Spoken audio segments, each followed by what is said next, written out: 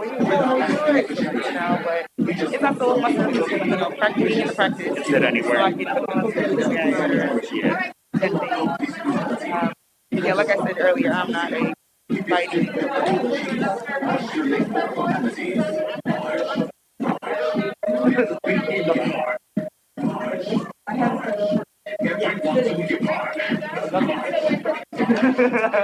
Don't worry. So you want to sit down? Is that okay? No.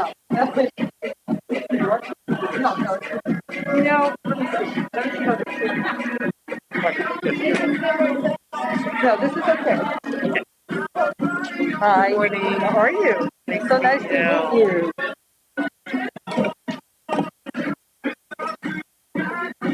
Are you Lorie? I am Lorie. I'm so happy to see you. I'm happy to see you. Thank you for making this journey.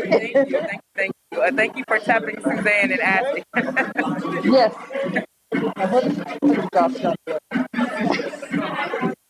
There you go. When did you get here? Yesterday morning. Actually, yesterday afternoon. I see. And you're leaving? Today. Oh, I see. Yeah. You're busy. Yes.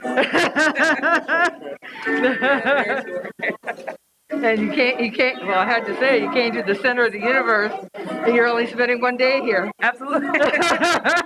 I'm a total chauvinist about New York City because I'm from Cleveland. Okay. Yeah, so I'm like more in love with New York than a lot of people.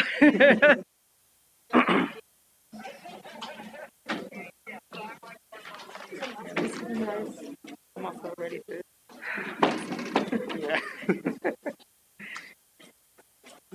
Do you live in New York? Yeah. I'm Sammy? in Harlem. Okay. You are. I'm so glad it's not like yesterday, the weather.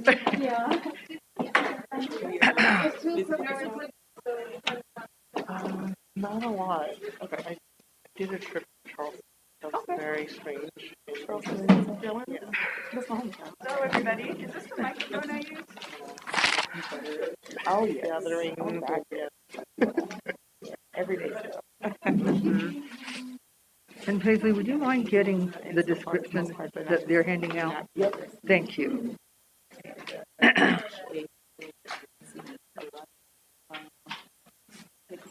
Thank you very much. Thank you. Yeah.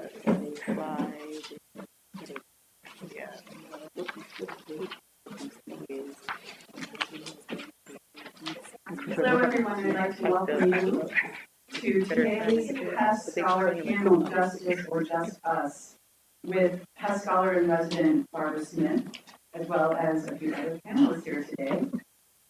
Before I introduce the panel, I'd like to let you know that everyone should keep their mask on today. Let's all wear our masks. I've got mine off so that you can actually hear me clearly. So the speakers, as they come up, can choose to take off their mask, but please, everyone in the audience, if you need a mask, I see a couple of people. Raise your hand. We ask that you please kindly, at the request of our panelists, who may be more vulnerable than some of us, please do don your mask.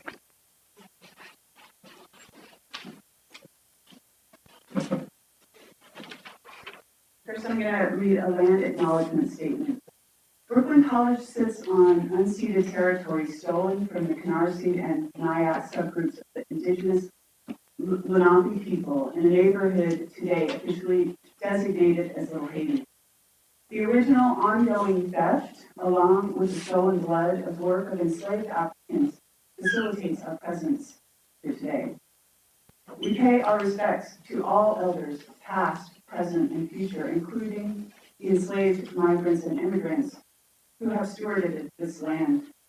We recognize the hundreds of indigenous nations who continue to resist and uphold their cultures. We know that this acknowledgement is neither sufficient nor complete, but is part of the process of learning to become more thoughtful and respectful.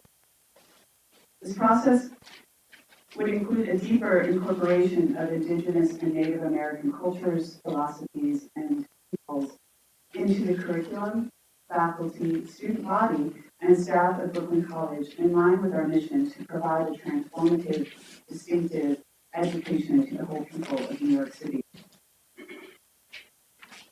also want to let you know that there are other Hess programming events throughout the week, and I want to highlight one tomorrow evening, and that is the Robert Hess Memorial Lecture by Barbara Smith, and that is in this big building, the Whitman Hall.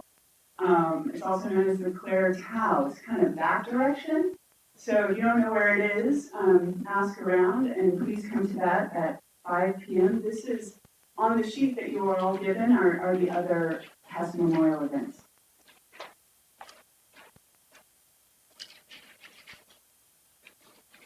I also want to mention, my name is Kelly Spivey, and my pronouns are she, they, and I'm the director of the LGBTQ Plus Resource Center here at Brooklyn College.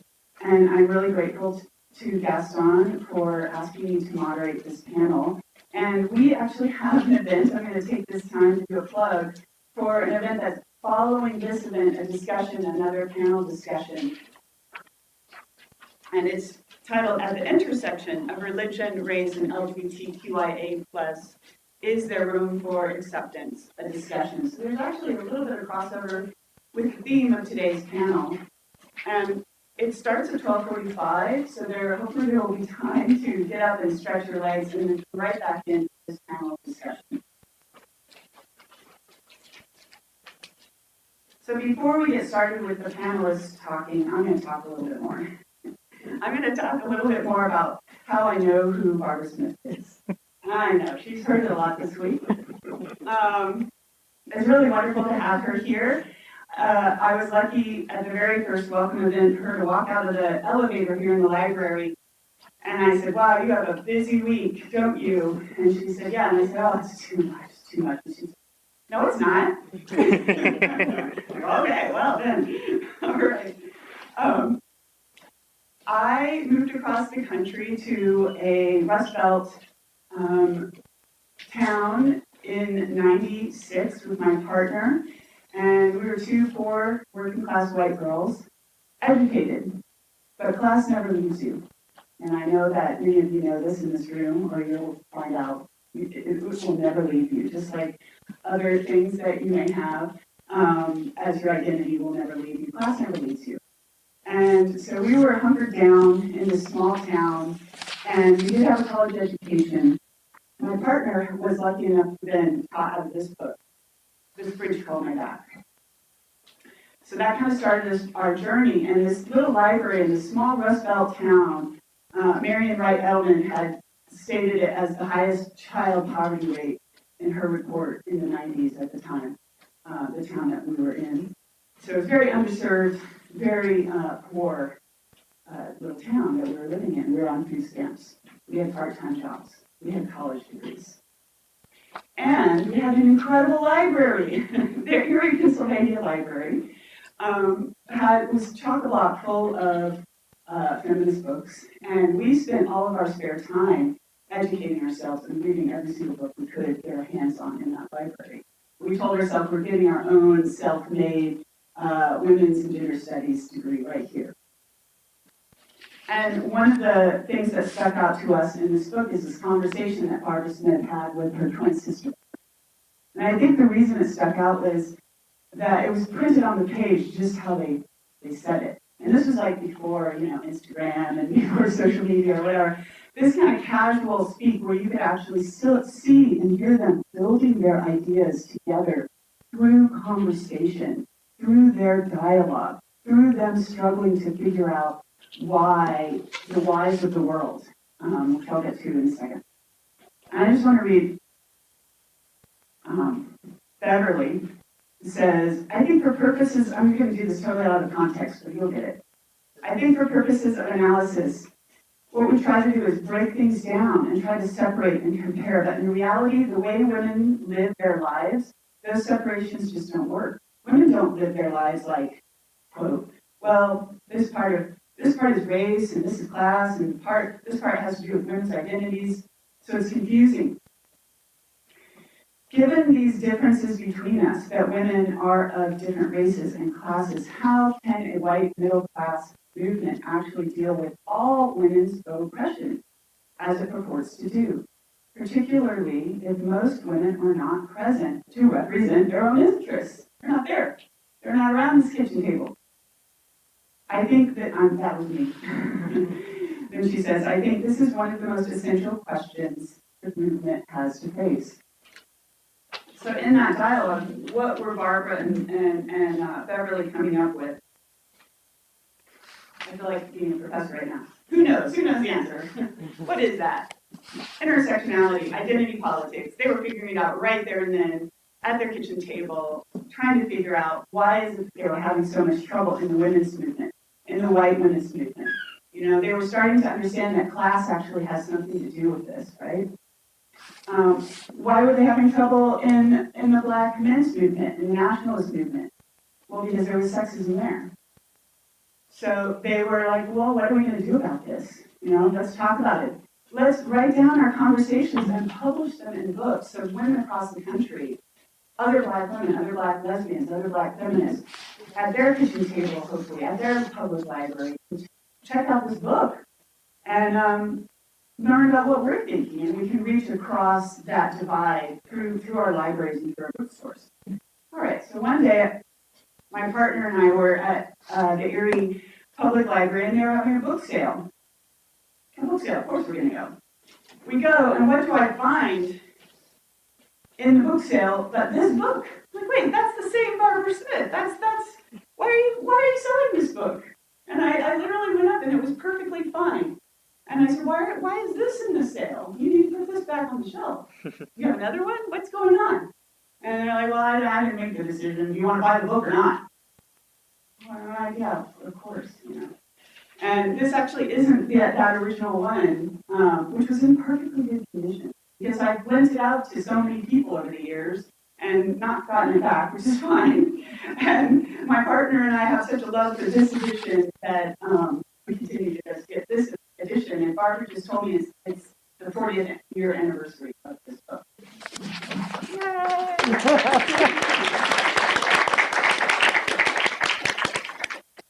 All right. A little bit more. I'm going to talk a little bit more to set us up here.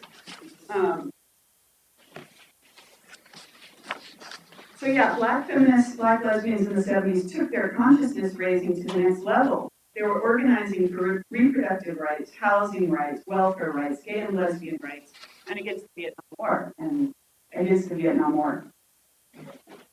Then they broadened these consciousness-raising groups from the white feminist movement to political study groups. They began to write about politics. They began to write poems. They began to publish their poems. They created the first Black press for women, kitchen table women of color press. Well, as I said earlier, with the specific goal really of reaching out across to other women who may not have privilege or might not be in a place where at that time in their life they could join the movement in the way that the Black feminists were. They were aware that no one else was going to do this work. No one else was going to ensure that Black women's rights were equally prioritized in the mainstream women's movement or Black feminist movement. Barbara Smith helped found the Combahee River Collective in the 70s, named after Harriet Tubman's Civil War raid, freeing over 700 slaves. The Black Feminist Lesbian Collective wrote a statement in 1977. This statement was published in both of these books I showed you earlier. And one last quote I'll give you here from that statement, quote, if Black women were free, it would mean that everyone else would have to be free, since our freedom would necessitate the destruction of all the systems of oppression.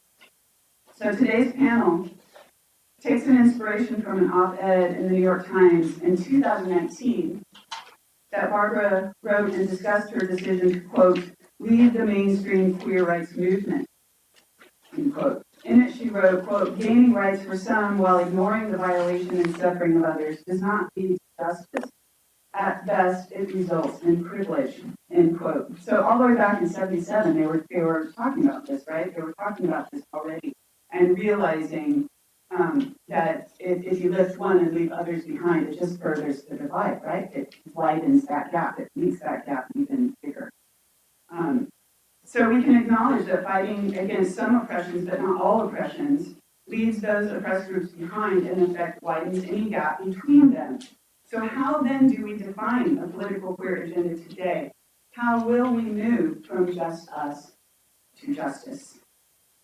And with that, I want to introduce briefly our first panelist, Paisley Currah. Now you have, I think you have a sheet that has a longer biographical description for each of the panelists. So I'm just going to introduce Paisley and say that he is a professor of political science and women's and gender study at Brooklyn College and the Graduate Center. He has written widely on transgender issues, and his newest book, Sex is, Sex Does, Governing Transgender Identity, is in books. Yeah. Right? All right. Kelly, if you don't mind, I'm going to stand up here. Is that okay? Yeah, absolutely. Any of you, my please, spot? feel free. Yeah, so I can take the mask. All right. Well, it's always sort of nerve-wracking to be speaking at your home institution because it seems like when I'm speaking elsewhere, it doesn't really matter. But here, it's like people like no, and like my students know I can't put one sentence together coherently. But the rest of you might be surprised to find that out. Anyways, I'm very honored to be invited to speak on a panel. On this panel, having long admired the work of Barbara Smith, from the Combahee River Collective Statement to that New York Times op-ed that Kelly mentioned. My own work has been deeply informed by Barbara Smith's model of identity politics, as a politics of connection, one that doesn't erase differences but uses differences to build solidarity around a movement to create a better world. So today what I'm going to do in my brief time, I gotta start my timer, is I'm going to talk about trans politics specifically because I know a lot about it, and I also think this specific case of trans politics can speak to some broader points about what queer justice might look like. Okay, so we find ourselves in a very scary, should I see something? We find ourselves in a very scary political moment. Trans people are being targeted by the Republican Party and by the right wing. At this moment, there are hundreds and hundreds of bills being proposed in legislatures across the United States, but especially in states that we sometimes call the red states, states dominated by Republicans in the legislatures. So what had started a few years ago with bathroom bills that said trans people can't use the bathroom associated with their gender identity, and then kind of morphed into bills that would ban trans girls and trans women from participating in sports, has really escalated in the last year to really what it amounts to, in some cases, the criminalization of trans people and their families. So there's lots of good resources on the web, but you look at the ACLU Human Rights Watch, there's all these places that show maps of this legislation. But there are bills that ban gender-affirming care to trans youth. And increasingly, some of these bills would also ban gender-affirming care to trans adults. They do that by saying insurance companies should not provide it or cannot provide it or Medicaid will not cover it. There's now federal legislation that would ban such care. There's bills that would make it impossible to change the sex marker on one's birth certificate or other identity document like driver's license. There's bills that would prohibit any mention of sexual orientation or gender identity in schools. There's bills that would out trans and gender nonconforming kids to their parents. There's bills that ban drag performances, and they define drag. Some of these bills define drag as someone dressing in clothes that aren't traditionally associated with their sex assigned at birth. So that would be banning transgender people. There's bills and executive orders that suggest parents who support your trans and gender non-conforming kids are guilty of child abuse. And this is not to mention, as I said before, the bathroom bills, which are starting to reappear again, and these sports bans. And Republican Party strategists, the red-wing strategists, as they say, they're kind of saying the quiet part out loud now. So the goal is to eradicate transgender people, or to eradicate transgenderism, to erase transgender people from public life entirely. So we're in a very bad moment of crisis. And one of the things that I want to think about is like what the crisis looks like. Because the crisis looks like it's a legislative attack where the Republicans are using their legislative authority, which is sometimes won through gerrymandering and denying the vote to kind of outlaw certain kind of people. So it looks like it couldn't be it is a very extreme crisis.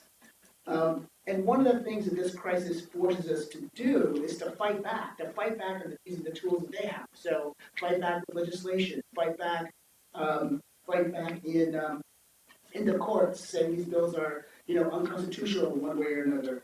What's interesting about this crisis, though, is it kind of puts us on the back foot. It puts us into this kind of necessarily like reformist or liberal position. In terms of like we can't think about, it doesn't allow us the time to think about larger scale movements or larger scale structural changes that we might want to do.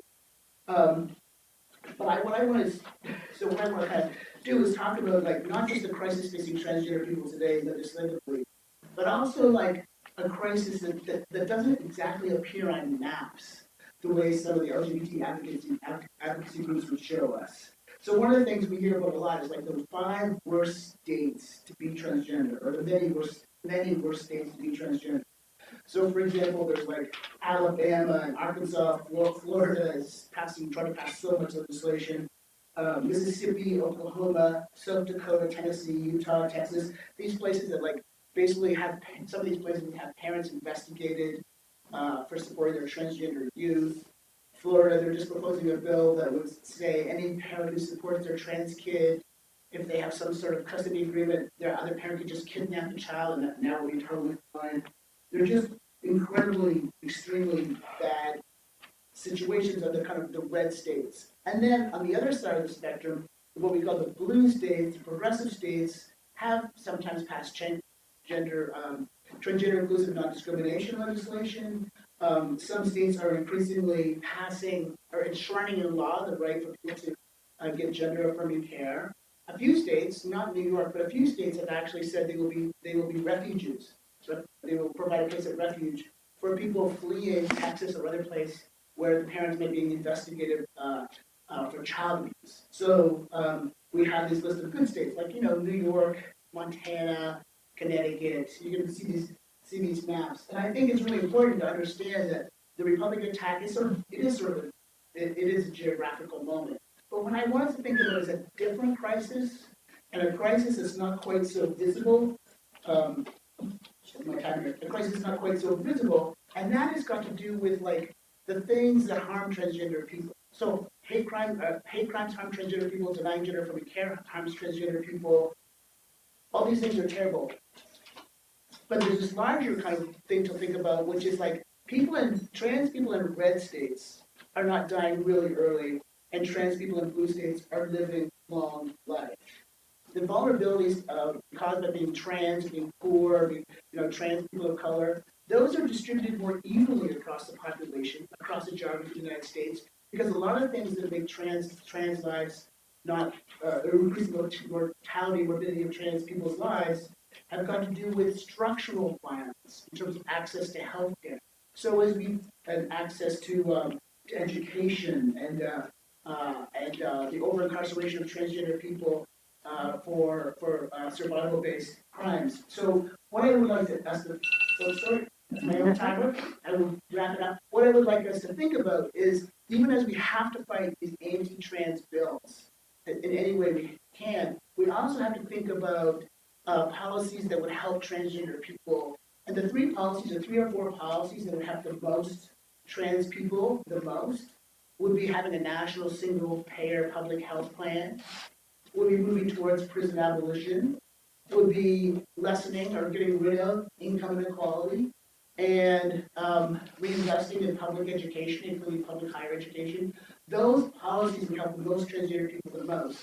That we're in danger at this particular moment of just spending all our energies on fighting this Republican legislation. And I think, the Republicans, they're smart in some ways, drawing us into a fight that doesn't have a broad political effect. All right, thank you very much.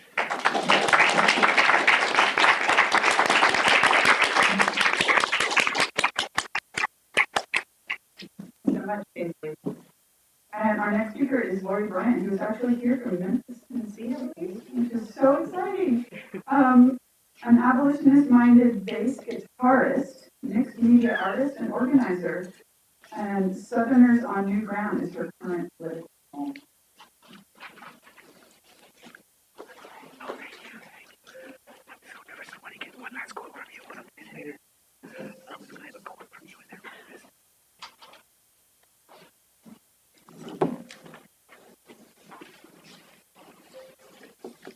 How's everyone doing? Fine, thank you. Thank you.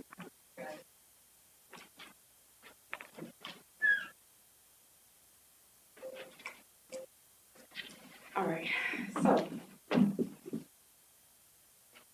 thank you everyone for joining us here today. Thank you, Barbara Smith. Thank you, Gaston, Kelly, for your introduction. I am not a public speaker, and when I was tapped by one of the founders of Southerners on New Ground to come and speak on this panel today, I absolutely could not turn it down because when I came into Southerners on New Ground, which is a queer-led abolitionist movement organization, I was a part of the fellowship program. I was a communications fellow with the organization, one of my entry points into the organization, 2020. And during that time, we were given the Combahee River Collective to study amongst our fellows, and we were even paired with our fellowship buddies to come in and learn about that statement. And as I read the editorial for the inspiration of 2019, the reason to leave mainstream queer rights movement, I found so many parallels with Southerners on New Ground and this editorial. And at Southerners on New Ground, we believe that unjust power divides and harms us. Shared power and resources are the foundation of liberation, built on justice. As Gandhi said, quote, every step towards liberation must have liberation in it. The queer political agenda is not an all-encompassing voice for all queer people. Queer political agenda is not the queer political agenda has excluded marginalized groups and oppressed people from sharing the impact of their lived experiences and what liberation should look like for all of us. Barbara Smith recalls that the march was overly focused on gays in the military and in presenting our community as an affluent consumer group to win favor from the corporate mainstream. Just by show of hands, are folks familiar with the Millennium March in Washington, D.C.? All right. So I'll get down to that here in a little bit. So at Southerners on New Ground, or SONG, we have a theory of how we believe change will happen. Paulina Helm Hernandez, a former SONG co-director, states in SONG's theory of change that, quote, our role is to strengthen our people to transform ourselves, our communities, our South, and our world. For me, a Black masculine presenting lesbian from the South, SONG understands the intersections of oppression and works for collective liberation of all oppressed peoples. SONG centers people with the lived experiences and commits to helping them work toward justice and dignity. In doing this work, SONG also commits to anti-oppression work, collective direction, self-care, discipline, and respect. SONG lifts up the South as a vibrant political base and prioritizes those communities that have historically been both marginalized and the backbone of resistance and liberation work in the South, including people of color and rural communities. So thinking about the Millennium March, on Washington, it was framed as an event to raise awareness and visibility of the lesbian, gay, bisexual, and transgender people in issues of LGBT rights in the United States. The march was criticized for its lack of inclusiveness and political focus, as well as concerns over financial accountability. The Millennium March has come to symbolize a movement increasingly run by what is essentially a national corporate business as usual political lobby, which collects funds while local and state groups struggle against attack. During the same period, there was anger over human rights campaign's decision to endorse Senator Al-Mada, or who that is? All right. So Can I just say something? It's an age gap. Absolutely. Absolutely. All right, so I'll get into that. So Senator Aldamato, who agreed with President Bill Clinton, both in 1993 for opening service in the armed forces to non-heterosexuals, and in 1996 for the Defense of Marriage Act, which denied federal recognition to same-sex marriages. Within months, an official opposing group formed, calling itself the Ad Hoc Committee for an Open Process, which Barbara Smith was a part of, and also another founder of Southerners on New Ground, Mandy Carter. The march, the committee argued, was outrageously under-democratic, closed-door, and driven by corporate outlook and commercial gay niche marketing interests. It was announced that the AHC said, quote, as a done deal without any community input or discussion, and with, quote, a complete absence of any meaningful local and community organizing efforts, end quote. Mandy Carter, a longtime civil rights activist, an AHC member, and a song founder, points out, quote, that there is a quality difference between being a person of color and representing a people of color constituency. And just wanted to note also that the two big organizations were white-led, looking to expand their already large base and speaking for everyone because they thought they could. While I'm here today, I think about Southerners on New Ground, and I think about just the parallels again drawn from, you know, the Millennial March on Washington. Southerners on New Ground political agenda is to make sure that we are including all races, all class, genders, you know, to be a part of the conversation on how we define what liberation is and how we get there. A queer-led abolitionist organization. So when issues like Paisley mentioned around criminalization come up, you're going to see song in those spaces, organizing our people, connecting with folks, asking people, you know, how does this affect you? You know, what about this topic resonates with you? And also, what do you think we should do to change it? And so I'm just so proud today to also just, you know, be here and highlight song and the work that we have done in the South. And I also want to invite folks to come out to the South if you can. We have a lot of events lined up this year, but I also want to encourage people to go to our website and take a look at our formations across the South. Look at the work that we're doing, the anti-trans work around abortion, work around pre-trial detention. And look at those spaces, and you will find Black folks, you will find brown folks, indigenous folks, you will find queer folks, working class folks. You will find folks that are adjacent to those groups, because we don't just address queer issues, but we are part of a body that also wants to support issues like any issues that just impact people in general. Those individuals may be our family members, our friends, our chosen family. Yeah, just want to close by saying that I, again, appreciate everyone for listening and coming out today. Representing the South here in New York is a challenge for me, because I know that a lot of the work we do in the South may not necessarily be lifted up in the North or in New York and parts like that. And so I'm just really proud to be here, at least plant a seed to let you know that there are organizations like Southern Ground that are doing work in the South, and ask that, you know, at any time to come out, show your support as an individual, as an ally, and in solidarity with the organization.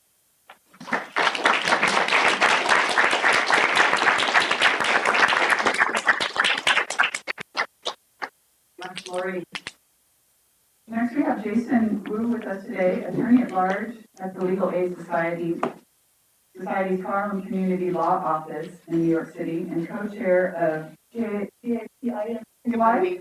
How do you say it? GAPIMNY, Empowering Queer and Trans Asian and Pacific Islanders. Their writing on intersectionality, abolition, and social movements has been published in Teen Vogue, 29 and more. Good morning. Good morning. Thank you so much for having me. It's an honor to be on this panel and to be in conversation with Barbara Smith, and thank you, Lorie, for setting up this conversation. Makes my job a lot easier. So in thinking about this topic, the question for me initially is just who was left out of the mainstream LGBT community? And I'm going to provide a queer Asian American abolitionist perspective on that question. Like many abolitionists, I believe we need a restructuring and radical reimagination of our society and radical transformation. A world without prisons and police, a world without evictions and housing insecurity, a world without war and other life-destroying systems. I'm going to share two stories that can inform this conversation, that push back against a single-axis framework of oppression and highlights how interlocking systems of oppression harm our communities. So the first story is about Jennifer Lorie, and the second is regarding AJ and Alex, who are two queer homeless youth. These stories involve violence against our communities, and I want you to prepare for that. Before I share Jennifer Lorie's story, you should know that the Biden administration is asking Congress for $142 billion for the Pentagon in the 2024 budget year. Imagine what we can do with $842 billion to advance justice and build the kind of world we want to live in. So first, Jennifer Lorie. In 2014, U.S. Marine Joseph Pemberton was at a bar with friends in the Subic Bay region of the Philippines. The U.S. military was holding training exercises. He meets Jennifer Lorie, a 26-year-old Filipino trans woman and a sex worker. He takes her to a motel room where he then brutally murders her after he finds out that she is trans. He's later convicted in 2015. The charges are downgraded from murder to homicide, and in 2020 he was pardoned. For those who are interested in this story, I encourage you to check out a documentary called Call Her Ganda, which was the nickname that Jennifer's family would call her, Ganda. I want us to think about how Jennifer Lorie factors into a queer agenda, a feminist agenda, a racial justice agenda, an anti-war and anti-imperialist agenda, an agenda that censors trans women of color, that is global and builds solidarity across borders, that understands the relationship between the military-industrial complex and environmental justice and its threat to our planet, as well as sexual and gender-based violence, and how we can reprioritize and reallocate budget nearing $1 trillion to systems that affirms life, not takes and destroys life, through war and bombs and destruction, and in this case, the story of Jennifer Lorie. The second story I want to share is about AJ and Alex. I came across their story in an LA Times article published in 2010. Studies show about 40% of homeless youth in LA and New York City, and there's also national studies that show that homeless youth are LGBTQ. So AJ is Vietnamese, Alex is Latino. They were both pushed out of their family homes and eventually meet in LA and become boyfriends. They struggle to find jobs. AJ has an addiction to crystal meth and also engages in sex work. They navigate the shelter system. At the time, only 200 beds were available for homeless LGBTQ youth. One night, a bed opens up. AJ worries that Alex cannot cope alone on the streets, so he makes his boyfriend take the bed. They hold hands on the bus and kiss goodnight outside of the metal gates. To be close to Alex, AJ started sleeping under a nearby bridge, where there are rats and piles of trash. He spreads cardboard on the ground where he puts his blanket. His last $2 were used to buy a bottle of vodka. When it's done, he grabs the bottle from a supermarket shelf and sprints out the door. He asks the passerby for a cigarette, but the man ignores him. Furious, AJ throws down the backpack in which he stuffed the bottle, then bursts into tears as vodka seeps into the pavement. The article ends, spending a night apart from Alex, it seems so small, he said later, but when you have nothing but each other, it's huge. I want us to think about how Alex and AJ fit into our queer agenda. How has our government and society failed queer and trans youth? Where are our resources being allocated And why can't they be allocated to provide safe housing, healthcare, education, jobs, and so forth for people like Alex and AJ, their families and communities? Do police and the criminal legal system keep these youth safe?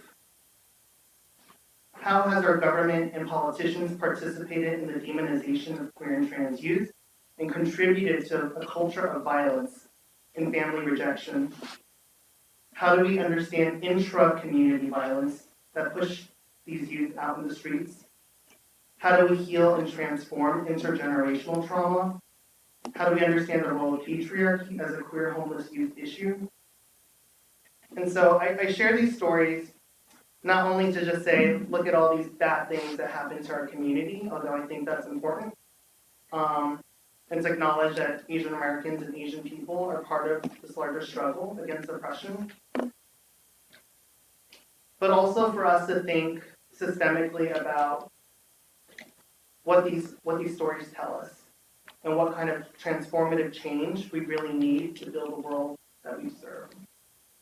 And I just want to add that, I know I'm sharing these really, really heavy stories, but also there's a long legacy of resistance that I also want to uplift. And I'm sure folks know of Sylvia Rivera, Marsha P. Johnson, the work they did with Star House, providing shelter to homeless queer youth and sex workers and people who were incarcerated. There's a long history of mutual aid within queer communities and trans communities of color. There's also current movements, including in the South, where Black trans women are building cooperative and social housing for queer and trans people of color. And so I just want to uplift that, there's these really heavy stories of oppression, but there's also a vibrant legacy of resistance within our communities. Thank you.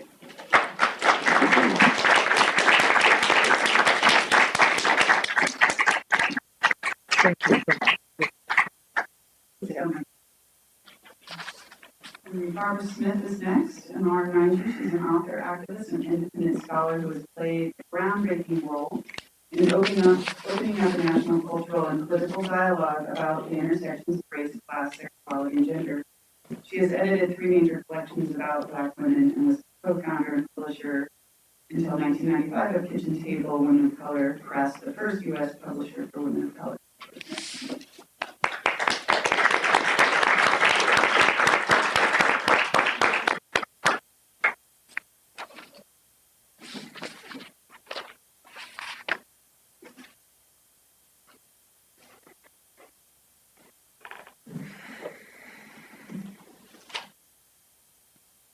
Thank you so much. This is an incredibly exciting week for me, and I so look forward to this particular panel. And I feel, because of what Jason has shared with us, I feel the silence in the room, and I feel that that's completely appropriate, and I'm going to stay silent for a moment too, because we're talking about our family members. That would be the human family, actually, but also our queer, gender nonconforming, two-spirited, trans, etc. family, and the absolute evisceration of the human spirit, and also of the taking of our very lives. That's what we just experienced and heard. You did a magnificent job, all of you did, and I think that we see in what people are talking about what the kind of movement we need. We see it before us, so I'm going to stay silent for 1 minute, half a minute, so it goes into my time.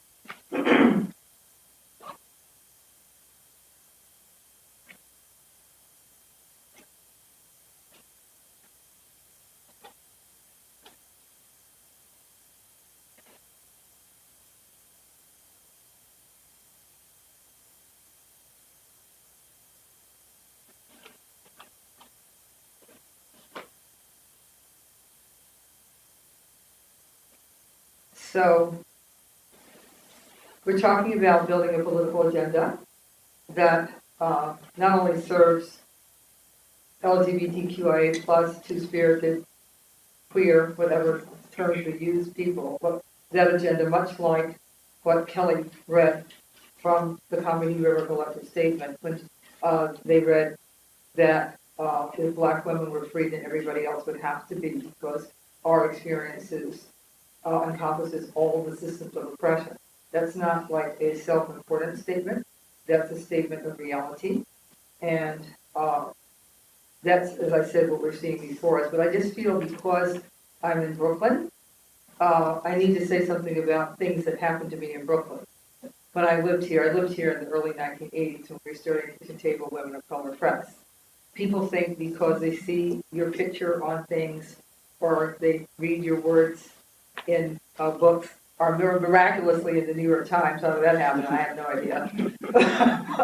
Be that as it may, they think that you may be protected from the most extreme examples of oppression of the groups that you're a part of.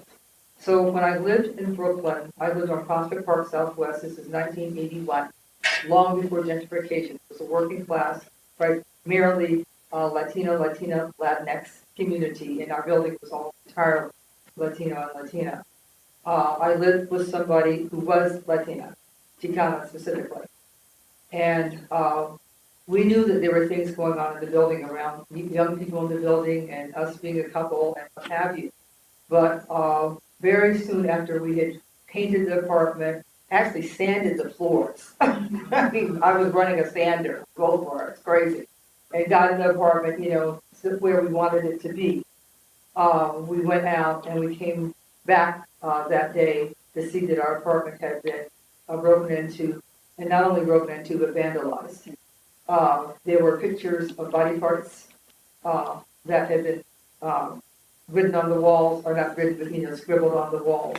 All kinds of things that happened. But it was clear that besides stealing things, and we had very little. I mean, you know, we were not living large. I've never lived large. But the thing is that besides stealing things, that they also had negative perspectives about the fact that we were not heterosexual women. And Hattie Gossett, that's a name you may know, one of the people who was a part of Kitchen Table, one of the brilliant people come to Earth as far as being an artist, a poet. If you don't know who Hattie is, look her up. And I haven't been in contact with her for some years, so I think she's still with us. It's not an ancestor. But anyway, Hattie was one of our friends, and we asked her what, you know, we told her what had happened. We were distraught and didn't feel safe. We just moved into the building, and our building had been vandalized by people who lived in the building, and they had come in. We lived on the 4th floor, the 3 flights up. They had come in through the fire escape through a window. So, I mean, they didn't come in through the door. They came up the fire escape into a window. And she insisted that we report it to the police. She said, you've got to. And of course, we didn't want to. Besides it just being the police, is that we didn't want our identities exposed. It was 1981. We did not want our identities exposed in that way, but we did report it. And we were able somehow to make it a home still after that wonderful welcome. But as I said, if people think that I haven't paid dues, I have paid plenty of dues. And in 1982, the person I was partners with, we went to Mexico because of the alternate side street parking and the impossible parking. I had a car that I had inherited when my aunt died suddenly in 1971. It's one of the best cars that Detroit ever made. It was a 1968 Plymouth Valiant. Look it up. It was made out of steel. And police would tell me, it would get stolen regularly. And when I lived in Boston in particular, the police would tell me, everybody wants this car because it's one of the best cars they ever made. It was battered. You know, I just learned to drive, so there were dents in it, but they would steal this car. But it was my car, and it was my link to my aunt who had raised me, died so early. So we go to Mexico, and we let friends of ours keep the car so they could move it. They lived on Prospect Park West. We lived very near each other. And we came back, and when we got to the airport, I couldn't figure out why there was an extra person with them, because they were supposed to bring the car to the airport and pick us up. Come to find out that because they were enduring homophobic attack during that time. And people recognized, they saw they had a car. My car was burned up.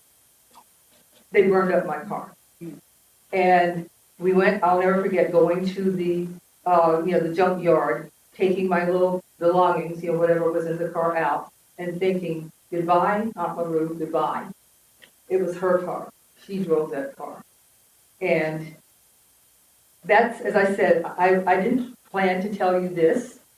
I do write about it in the introduction to Homegirls. But most people don't, that thing is really long. I think it's about 50 pages long. I don't know what I was thinking. But the thing is, it's in there if you want to read about it. But I just told you about it. So let's now switch forward. I have less than a minute left. I don't know that I need to say much more about what our agenda should be, except that back in the day, one of the things that I used to say about oppression is the bottom line is death. The bottom line is death. If you're trying to figure out what is the oppression, how is it rolling out, what are the repercussions of it, the bottom line is death. That's what Jason just talked to us about. Fortunately, the crimes I experienced, although violent, were not life-threatening. And we see it everywhere.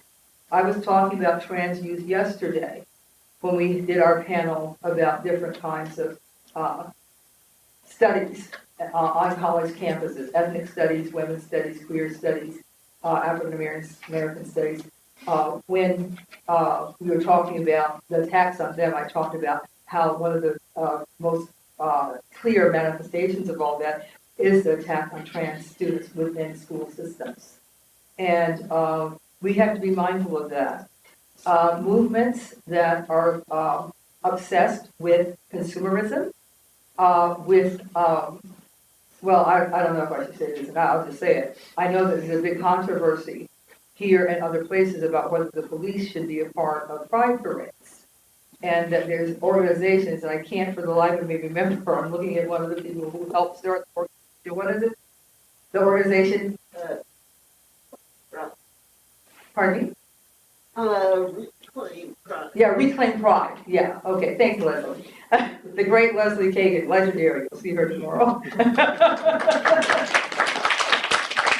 But Reclaim Pride, they have to have issues, have police and our parades. Be that as it may, those narrow agendas are not going to get us where we need to go. I love how Paisley talked about how we're on the back foot with these attacks on trans people in particular, because we have to do a liberal strategy to address their strategies for legislation. What Lorie talked about, Southerners on New Ground, Lorie undersold what Southerners on New Ground is, so I'm going to say a couple words before I sit down. Southerners on New Ground was founded in 1993. Do the math, that's 14 years after Stonewall. Always, Stonewall is a good marker. Like, what was happening, why was it happening, what was it like? Start with 69. People, of course, there was a liberation movement and organizing pre-Stonewall, but that was the marker, pre and post. Homophile movement, pre, gay and lesbian liberation post. So, Song was founded in 1993, 14 years after Stonewall. And the person who told me about Lorie is Suzanne Farr. Again, look it up. Her name is spelled P as in Peter, H-A-R-R. Suzanne Farr, a brilliant and courageous individual. She lives in Little Rock, Arkansas. Pray for anybody living in Arkansas these days, and in other days too. Right down the street from Central High School is where she lives. And there were wonderful people like Mab Segrest and other people who founded the organization. I was actually invited to become a member, and they had a discussion about whether I could be a member of the founding group, because all my people are from Georgia, and they just said, oh yeah, we blank, but the decision was wisely made. No, Barbara grew up in the North. Oh, all those Southerners she lived with and were raised by, that doesn't make her a Southerner. But be that as it may, I was with the organization from the time it began. Pat was saying, your founders, your founders. The Millennium March on Washington was the year 2000. That's another thing I wanted you to know. We were talking about 2023 years ago when we basically said, not doing this. There is a queer left. I'm a part of the queer left, and we will talk more about that subsequently. Thank you so much.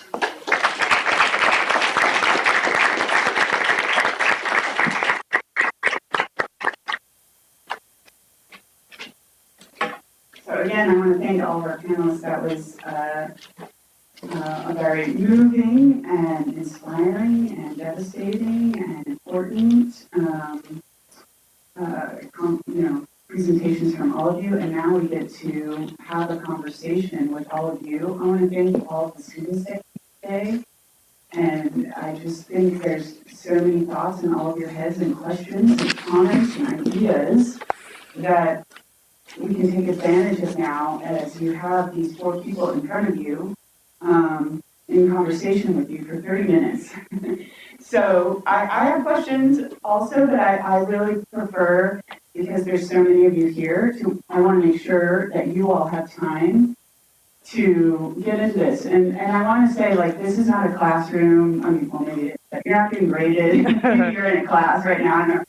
But, Kitchen Table Women of Color Press, I love that name because it always does conjure this image of being around the kitchen table and that conversation with Barbara and Beverly. I want it to feel like that in here. You guys have a lot of wisdom too. So I think where we left off, one of the things I got is how many different, but with similar aims, the approaches that we heard today. And Jason's stories were so devastating, and yet it was such an inspirational ending in imagining a future, reimagining what justice looks like. I don't know, so I just want to give you all a chance to ask questions in terms of future, present, organizing, activism. What are you thinking? What do you know? What do you want to know? What do you need to know from these amazingly wise people up here?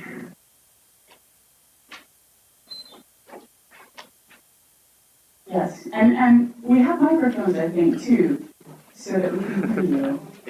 Yay.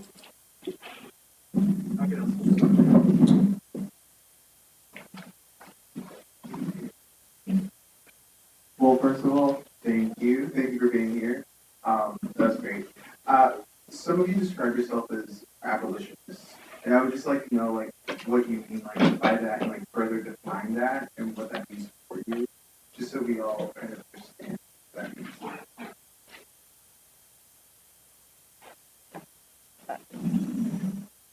Hey, can you hear me okay?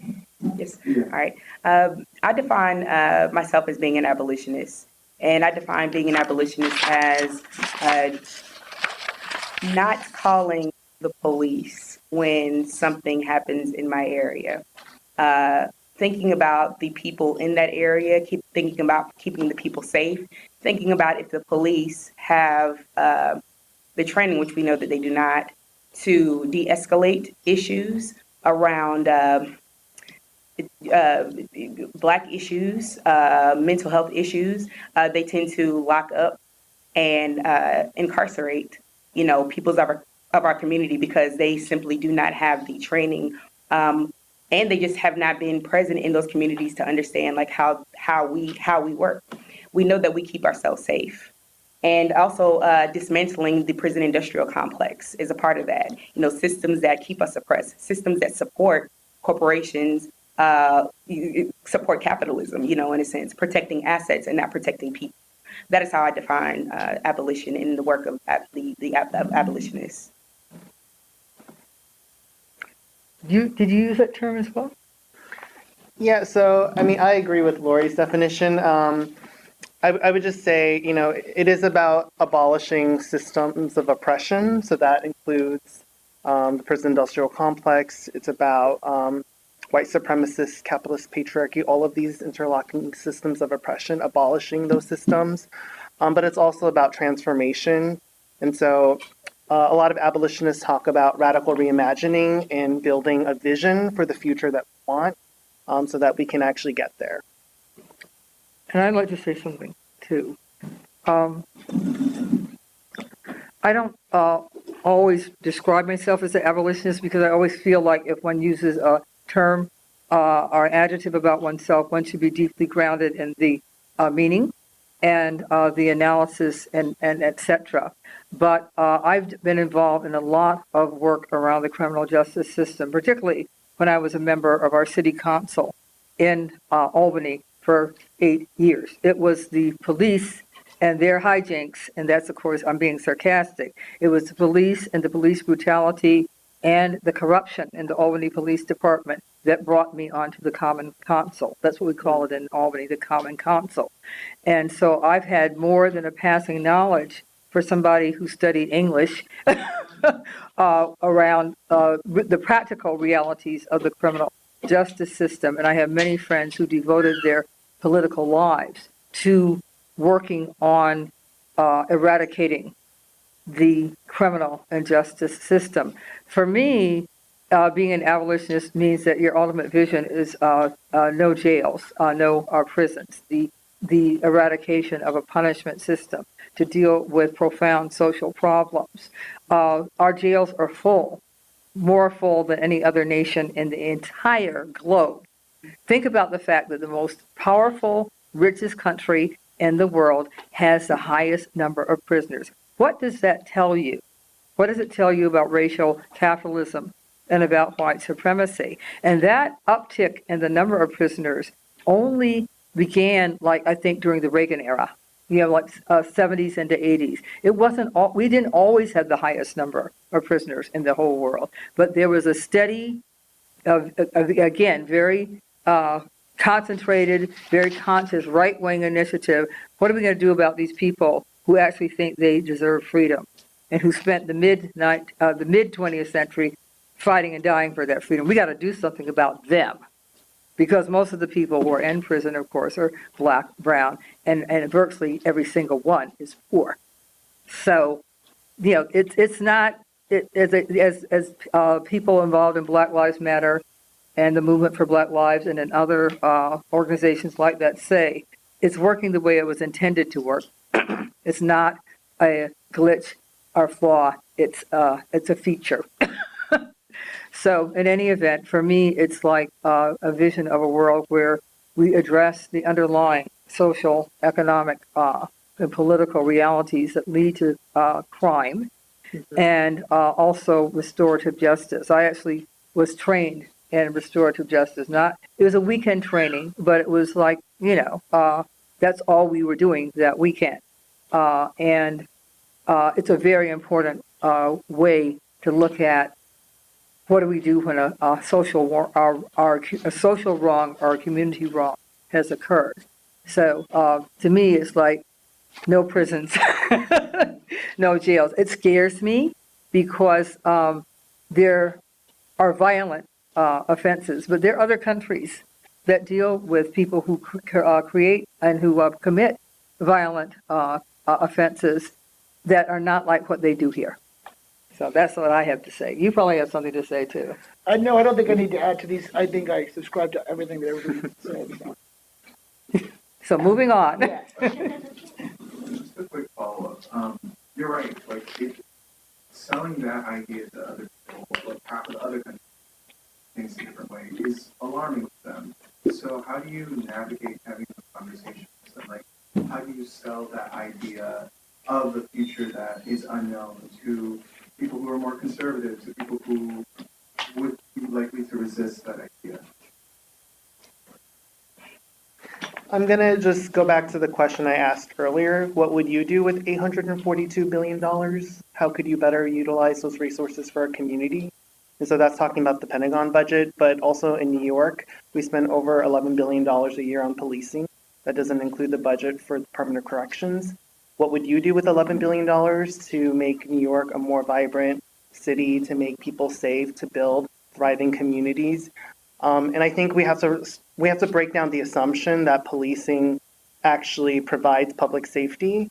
In Barbara's example earlier, when she called the police, I'm assuming there was no actual remedy and repair of the harm, right?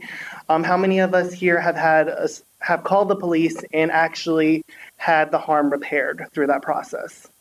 right? And so I would start by breaking down that assumption and also thinking about like what can we actually do with the resources that are misallocated to policing, prisons, and also the military-industrial complex.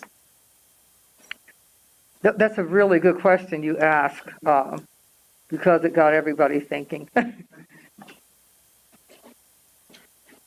Hi. Thank you all for speaking. My question is, in your minds, what are actionable steps or things that we can do in our smaller communities, classrooms, or like community groups that can further this kind of queer reclamation in a non-heteronormative lens? So pushing our agenda versus feeding into the agenda of mainstream culture that they would like us to push and be a part of.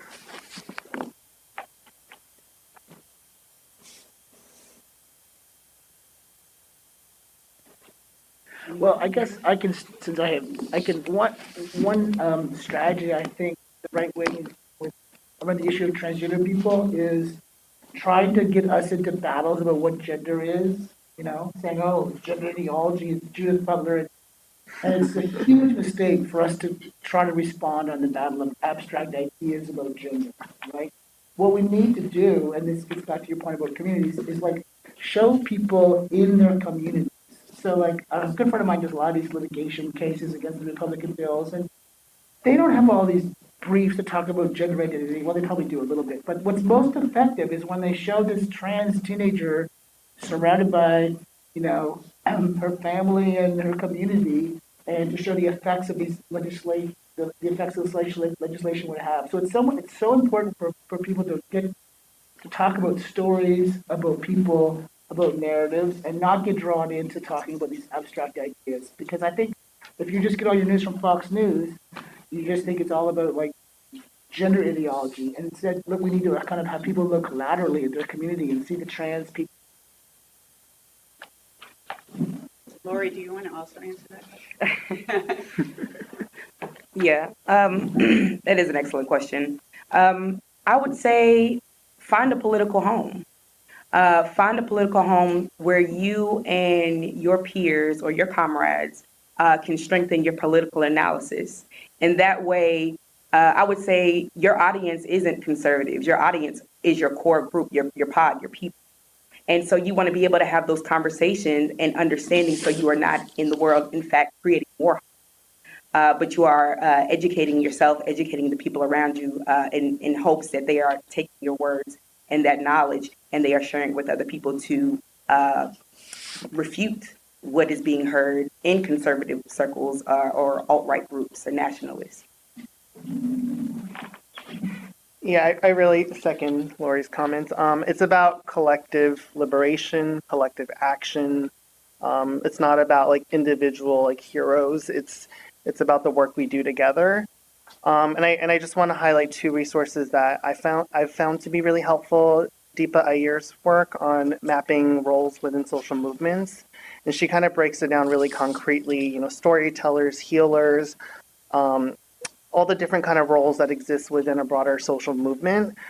And I think we have to think about building concrete skills and capacity around organizing. And so part of that is finding a political home to kind of start developing those skills. And I think in college, you know, there's a lot of opportunity around student organizing to start developing those skills. That's where I really started my movement kind of work.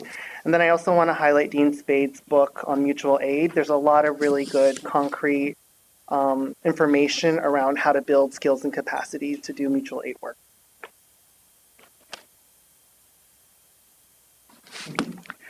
I'd just like to say, and kind of building off of what Jason just suggested, it's really important to know our history. And the way you find it out is to read about it. You don't get it off of any social media platform. You might find out about an event on social media, but you're not going to be able to dig deep into what everything was like and what it means unless you actually read. Now, you're at an institution of higher learning, a great one, Brooklyn College, so I know you're reading books. Paisley and I were talking about that as we were walking over here, and how important it is to read books, and how being able to read a book is a skill, which doesn't just mean flipping pages. It means, like, how do you hold the ideas of a book in your mind when you cannot finish it in one sitting? That's a skill. And it's a skill that's not generally taught these days. My field is English, so, like, that's a skill that I tried to help people learn how to do. How do you read a book or a novel and hold it in your mind so that you could come and talk about it 2 weeks after you started reading it, you know? But be that as it may, study groups. A friend of mine and I started a study group in Albany right before the pandemic. And what we found, it was a very selective study group. In other words, it was small. And the reason we started it is that we wanted to build younger organizers with that history. And what we found is that most people were not reading the books. We had these conversations, but it wasn't because people had read the books. And then the pandemic came, and then we disbanded. But I believe you might have heard me when I was at the podium speaking. I said, look it up, look it up, look it up. That's my methodology, you know. And I think people don't realize that, you know, talking about something, it can be a film too. Not as extensive, like watching, you know, a film about Bayard Rustin is not exactly the same as reading a book about Bayard Rustin. But be that as it may, people don't realize that talking about ideas with a common base, because you've shared something, a piece of material, whether, you know, whether it's a book, a set of poems, a film, piece of music even, they don't realize that that can be fun. It can actually be fun. One of the most fun things I ever did was to take a course at one of our women's schools. We used to have grassroots women's schools across the country because we weren't able to learn what we wanted to at the regular schools. And so we had a couple of women's schools in Boston. And there's a mutual friend, I'm looking at Leslie, there's a mutual friend, Joyce Kaufman, who taught this course. I think it was on Marxism. And I never remember laughing so hard. Not because we weren't laughing at Marx, we were laughing at the delight of learning, and also like what Marx and the rest of them did not know about women and women's liberation.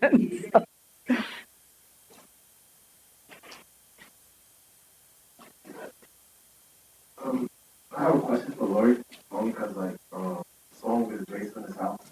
How hard is it to like mobilize against like with the system? You know, like most of the conservatives on the case in the South. So how hard is it for your station to be able to do what y'all do?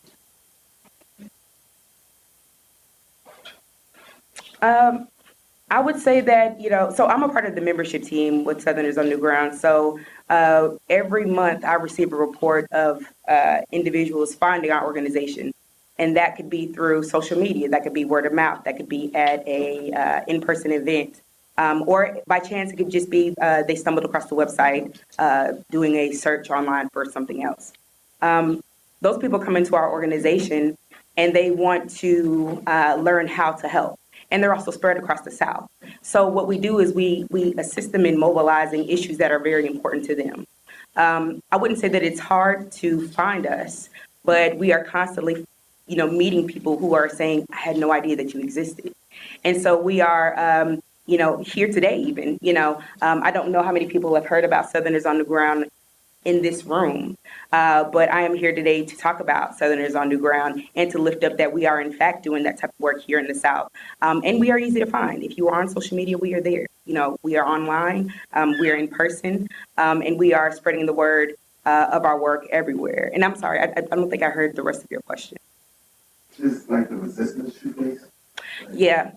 So the South is, you know, the Bible Belt, and we see resistance played out every single day, especially around, I would say, like the uprisings in 2020, where, you know, a lot of folks were, you know, rushing to the streets to protest.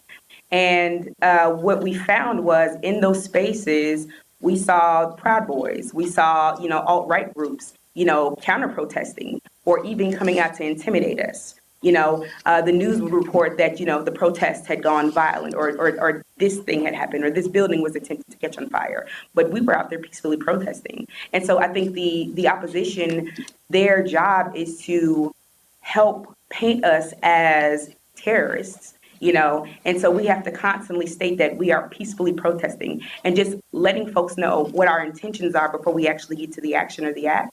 Because if we do not define how we are bringing peace and how we are trying to march in solidarity and bring awareness to the issues that we are lifting up, the conservatives will do an even better job of telling the story for us, which we don't want.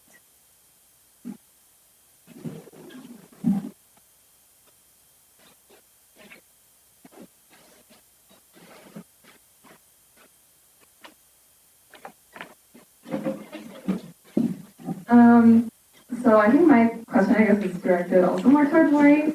But you mentioned how Southerners on New Ground also deals with the aspect of self-care. And I was just kind of wondering, more curious, how do you define self-care within liberation movements and the reclamation of the radical politics of self-care, and how does that translate in the work that you do with Southerners on New Ground? So self-care, I would say, looks very different for members of Southerners on New Ground. For me, I tend to create spaces in Tennessee for Black queer folks, so we can have opportunities to, one, be together and to share space and to be safe together. In Nashville, Tennessee, where I lived for a little while, and also where I met Song, during the pandemic in 2021, we didn't have any spaces for us in Nashville. We created a skate group, and we invited, every Black, Indigenous, queer, trans, non-binary, lesbian, gay person out just to experience what joy looks like in real time, what being safe looks like in real time. And we even had a group ask us, "Oh, you should take it to Pride, Nashville Pride," and we just couldn't get on board with that because the Pride committee itself was made up of predominantly white members, and they actually wanted the police there at the Pride events. And so for poor Black folks, for Indigenous folks, for trans folks, that is that's not acceptable, because the police intentionally go out to arrest, folks that are homeless, trans folks. And so to see them at an event that is supposed to be uplifting, LGBT awareness or, joy, how can you experience joy when your oppressor is sitting across the street from you? You don't know whether or not to be on guard or if you can, in fact, take up space and be in joy. Yeah. Yeah, may I say something about self-care? Yes. I'm glad you asked. I'll take off my mask for this. Is that okay, Paisley? Oh, yeah. I'm glad you asked that because this is something I am really struggling with. The directions that I see in our progressive/radical movements around self-care. The one I can't really quite grasp is the concept of rest. There's a exhibit. Yeah, who's rested recently up here? Anyway, or out there. But that hasn't made. We would like to. There's an exhibit out in California. I think it's in the Bay Area, and it's I get Google notifications around Combahee. So every time Combahee is found by Google, I get a notification, and they base this exhibit on. They said on the Combahee River Collective Statement, and the whole concept of the exhibit and these beautiful artists. I mean, the artwork is just breathtaking. Is on the theme of rest, and I said, I am not quite sure because as Ella Baker, said Ella Baker, and then Sweet Honey in the Rock said, "We who believe in freedom cannot rest." I don't know if you know that song, and I was talking to Mab Seagrass. At the beginning of the year, one of the founders of Southerners on New Ground, and we were talking about rest, self-care, and trying to understand things that might be beyond our comprehension because of our age and ageism. But the thing is that she said, well,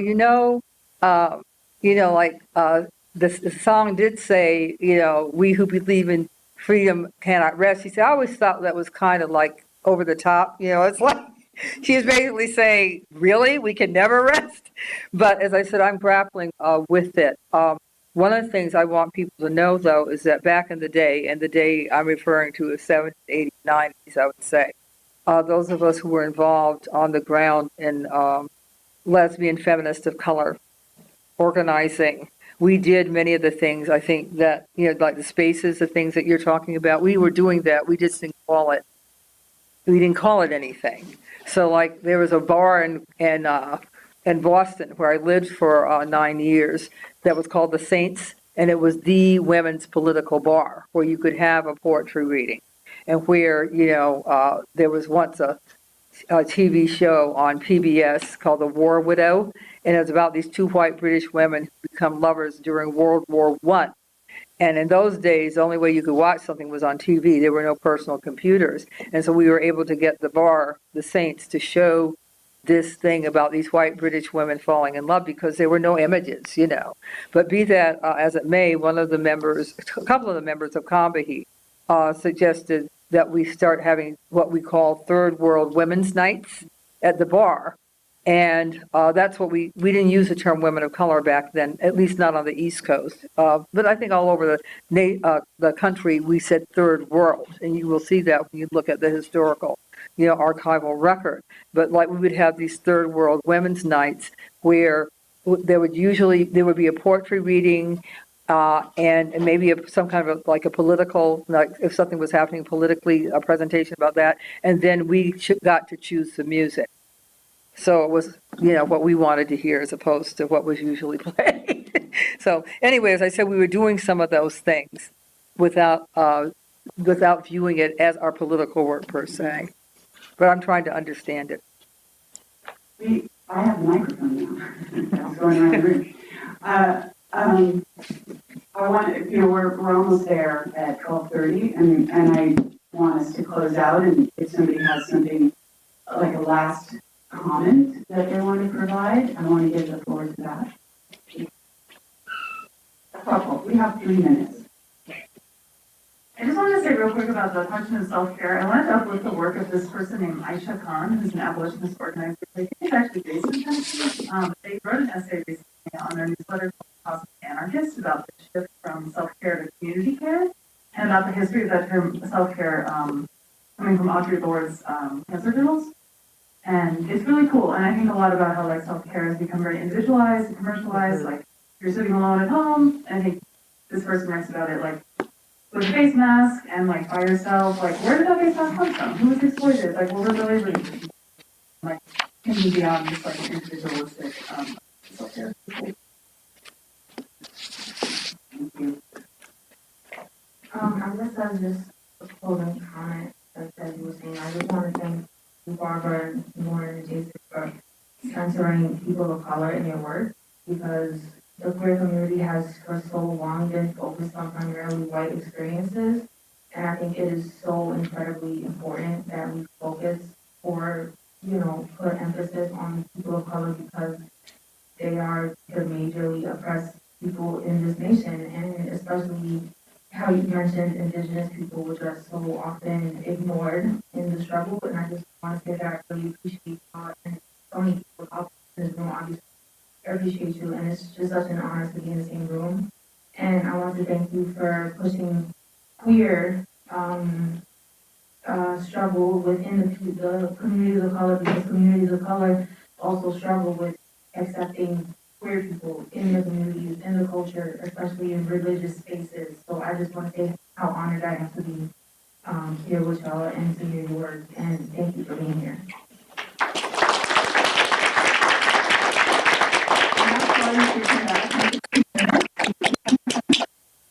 Okay, I know there's one more person who has a closing comment. Hi, I'm actually learning about Barbara in my women's sexuality class, and I wonder, coming from you and your experiences as Black Christian feminist, I wonder, could you was a feminist, and especially a Black feminist, because I feel like the word feminist can be thrown around so much, and sometimes society sees feminism as equal to hate men. So from you and your experiences, what is being a Black lesbian feminist? Thank you so much. What I would say is read several books. I'm not being sarcastic, but the thing is that my book, Homegirls, a Black Feminist Anthology, it was published in 1983. It was completed here in Brooklyn, where I lived. Then, I love Brooklyn. I never would have left. I would never have left. I said if I didn't have to go into Manhattan, I would have stayed here probably for the rest of my life. I'm so happy to be back here. But I couldn't hack the Manhattan part of it. But be that as it may, that was the first book ever published in the United States that had the words Black Feminist on the cover. That was the first one. So, if you want to do like a deep dive into what I thought Black feminism was at the time, you can certainly read that. And then it's an anthology, so you get to read what so many other people were thinking and talking about. Being a Black feminist does not mean that you hate men, but as we say in the Combahee River Collective Statement, we are in solidarity with Black men fighting to fight racism, and we challenge Black men around their sexism, misogyny, misogynoir now, and and homophobia and transphobia. So it's complicated, and that's why sometimes people don't. Well, in the United States, people don't like complicated. They really don't like complicated because everything's supposed to be so wonderful here and easy that all you have to do is like tie up those shoelaces, pull yourself up by your bootstraps, and everything works. And that has never been the case. But the thing is that, as I said, I devoted my life to explaining what Black feminism is. So instead of giving you a soundbite, I would just direct you to my work and to others. One other factoid. The Millennium March on Washington was the 4th National March on Washington for LGBTQIA plus rights. The first one was in 1979. My sister and I attended, as did many of our friends. Audre Lorde was there, etc. It took a lot of guts to be out on the streets in 79. So there was 79, 87, the height of the AIDS epidemic, and that was the first time the quilt was shown. Nothing. It's amazing. Find out about the quilt. But people made big quilt panels to commemorate all the people we were losing and had lost to AIDS. And I was one of the 7 or so major speakers at that march, and the crowd was around 1 million. It was really an incredible experience, particularly because of the AIDS epidemic. And then the third one was, I believe, in 1993. And that was when the stuff about gays in the military was big. And like our slogan on the left was homosexual, not homicidal. Because we were not about, going someplace and killing other people because the government said to. So that's a complex discussion because who's in our military? It's often people who are poor and working class who don't have other options for career and employment opportunity. But that's what was going on in 93. And then 2000, that was like when we said, okay, this is not working here. So I just want you to know that history. There's a history there. I was at the first 3, 79, 93. Not 79, 87, and 93. And we are so grateful that you're here in Brooklyn with us today, and that each of the panelists has been with us today. Thank you so much for sharing your time, your expertise.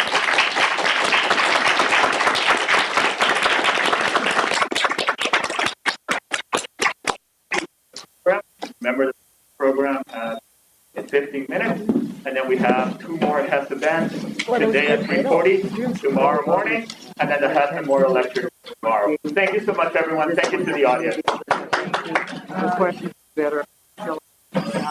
Yeah. I met them yesterday.